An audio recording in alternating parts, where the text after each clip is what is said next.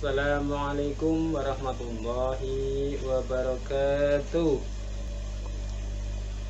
Anak-anakku yang soleh dan soleha, alhamdulillah hari ini kita ketemu dengan pembelajaran matematika. Sebelum kita mulai, marilah kita baca sama-sama dengan menyebut basmalah. Bismillahirrahmanirrahim. Anak-anakku yang soleh dan soleha, sebelum kita memulai pembahasan matematika, perlu kita sampaikan dan kita renungkan beberapa ayat suci Al-Quran dan hadis baginda Rasulullah Sallallahu Alaihi Wasallam, sehingga ketika kita belajar matematika itu kita mempunyai rujukan yang jelas, yaitu dari Al-Quran dan As-Sunnah, atau bahwa yang kita pelajari itu bersumber dari Al-Quran, sehingga ketika kita belajar matematika, maka itu sama artinya kita sedang merenungi ayat-ayat Al-Quran. Yang pertama, kita mencoba yang membawa Al-Quran, silahkan dibuka, yaitu Al-Quran surat Al-Imran ayat 189. Saya ulangi, surat Al-Imran ayat 189.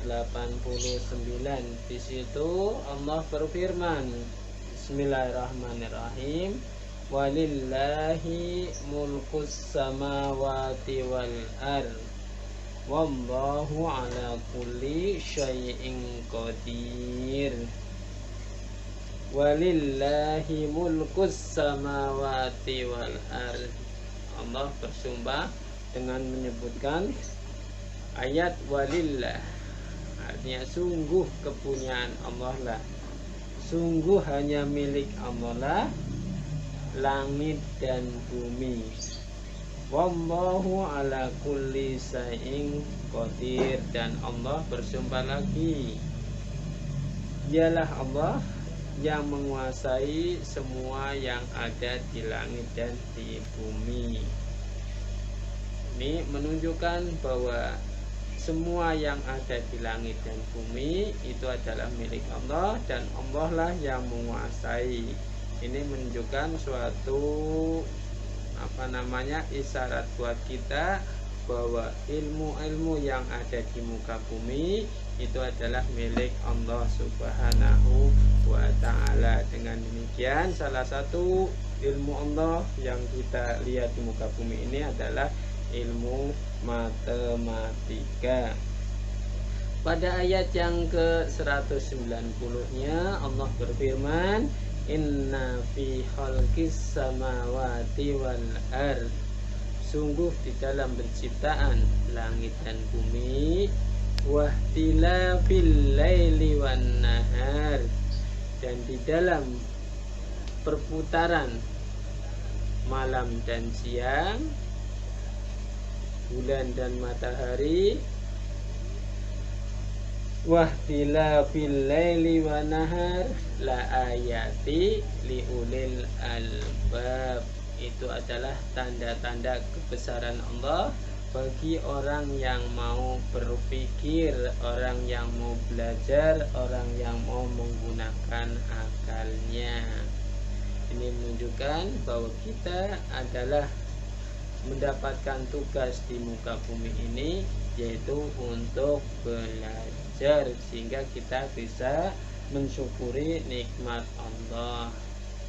Kemudian ayat yang ketiga, alladzina yadhkurunallaha qiyama wa qu'uda wa ala junubihim wa yatafakkaruna fi khalqis samawati wal ardh rabbana ma khalaqta hadza batila subhanaka faqina adzabannar.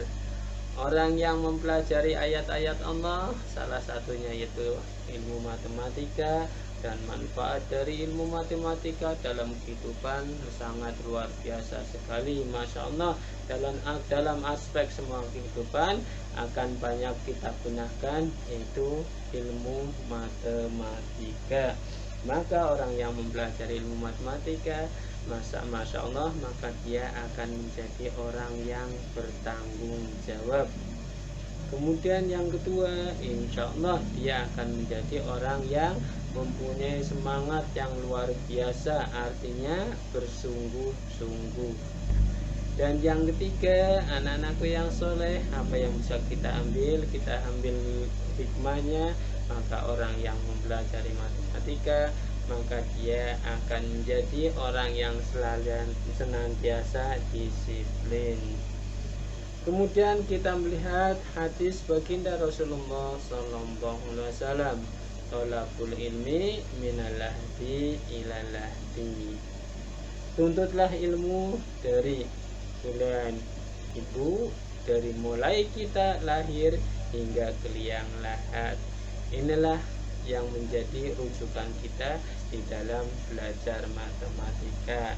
Anak-anakku yang soleh, untuk matematika kali ini kita akan belajar tentang bilangan bulat. Apa itu bilangan bulat? Adakah yang tahu tentang bilangan bulat? Ada? Coba kita perhatikan. Kalau melihat ayat tadi, yang dimaksud dengan bulat itu artinya adalah seluruhnya perputaran matahari dari timur ke barat dan akan kembali ke timur. Itu artinya utuh.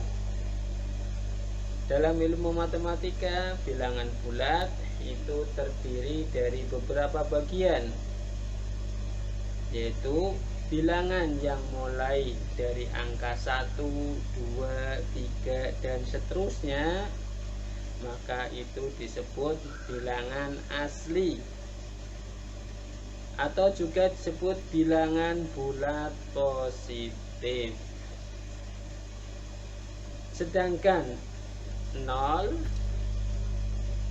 itu adalah juga bilangan bulat, tapi 0 terletak adalah di tengah-tengah, sehingga kalau ada bilangan yang dimulai dari 0, 1, 2, 3 ke arah kanan terus dan seterusnya, maka disebut bilangan cacah.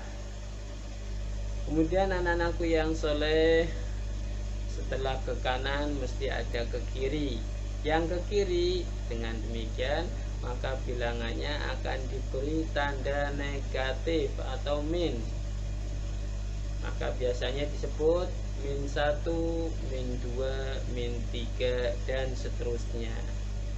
Bilangan yang arahnya ke kiri itu disebut bilangan negatif.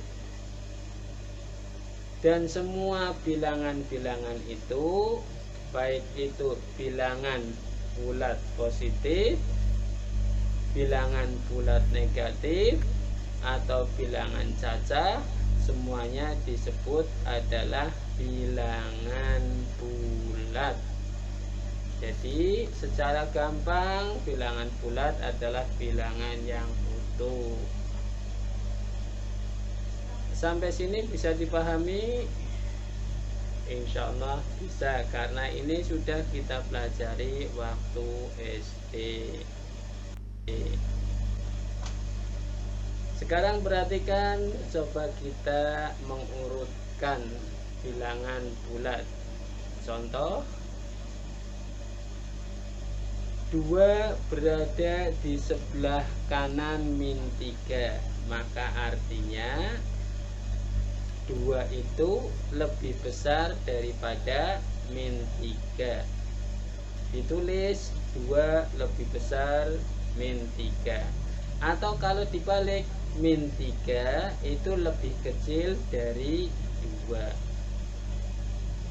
Sampai sini bisa dipahami? Insya Allah bisa. Kemudian min 1 berada di sebelah kanan min 5. Artinya berarti min 1 lebih besar daripada min 5, atau min 5 lebih kecil daripada min 1. Anak-anakku yang soleh, di sini bisa kita ambil kesimpulan, suatu bilangan kalau arahnya ke kanan berarti semakin besar, dan ke arahnya ke kiri berarti semakin kecil meskipun angkanya adalah lebih besar, yaitu ke kiri semakin kecil. Ada pertanyaan? Kalau nggak ada, kita lanjutkan. Contoh soal. Diketahui bilangan-bilangan berikut. Coba kita perhatikan. Pada papan tulis ada min 78, 23, min 11, 49, min 121, dan 55.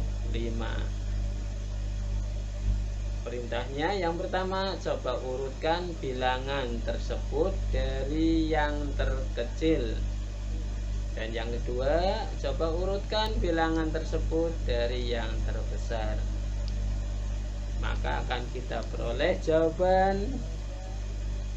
Urutan bilangan dari yang terkecil berarti tadi kalau yang ke kiri adalah yang semakin kecil, ke kanan berarti semakin besar. Meskipun angkanya itu besar, kalau ke kiri itu semakin kecil. Jadi kalau diurutkan dari yang paling kecil berarti min 121, min 78, min 11, 23, 49, dan 55.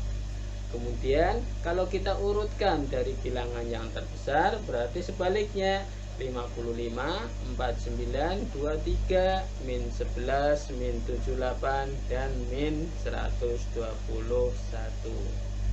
Sekali lagi, contoh soal ini ada kesulitan? Bisa dipahami? Alhamdulillah, semuanya paham. Kita lanjutkan. Ada sebuah soal yang butuh renungan buat kita semuanya. Tolong ini diperhatikan dengan baik. Dalam sebuah ruangan suhunya 5 derajat Celcius. Setelah AC dinyalakan, suhunya menjadi min 2 derajat Celcius. Tentukan berapa besar perubahan suhu di dalam ruangan tersebut. Apakah naik atau turun? Yang bisa silahkan menjawab. Saya kasih waktu 1 menit. Ada? Nah, kalau sudah kita ketemukan, coba kita cek dengan jawaban berikut ini. Jawabannya, suhu awal adalah 5 derajat Celcius dan suhu akhir min 2 derajat Celcius. Maka suhu dalam ruangan 5 derajat Celcius dikurangi min 2 derajat Celcius sama dengan 7 derajat Celcius. Jadi suhu di dalam ruangan turun dari 5 derajat Celcius menuju min 2 derajat Celcius, yaitu turun 7 derajat Celcius, atau biasanya ditulis menjadi min 7 derajat Celcius. Kenapa ditulis min 7? Karena turun. Tapi kalau sudah ada tulisan turun, tetap tulisannya adalah turun 7 derajat Celcius. Mudah-mudahan yang kami sampaikan bermanfaat dan bisa kita pahami. Untuk PR soal cuman satu aja yang harus diselesaikan menjadi renungan buat kita, dan silahkan karena ada di sekeliling kita. PR-nya adalah coba cari benda atau alat yang ada di sekeliling kita, di rumah kita, atau di mana saja yang menunjukkan itu adalah bilangan bulat, entah itu bilangan bulat positif atau bilangan nol atau bilangan bulat negatif. Itu aja yang menjadi PR, harus dicari untuk pertemuan yang akan datang. Akan saya tanyakan benda apa itu yang menunjukkan bilangan bulat positif, bulat nol, dan bilangan bulat negatif. Terima kasih. Kita tutup dengan bacaan hamdalah bersama-sama. Alhamdulillahirabbil alamin. Assalamualaikum warahmatullahi wabarakatuh.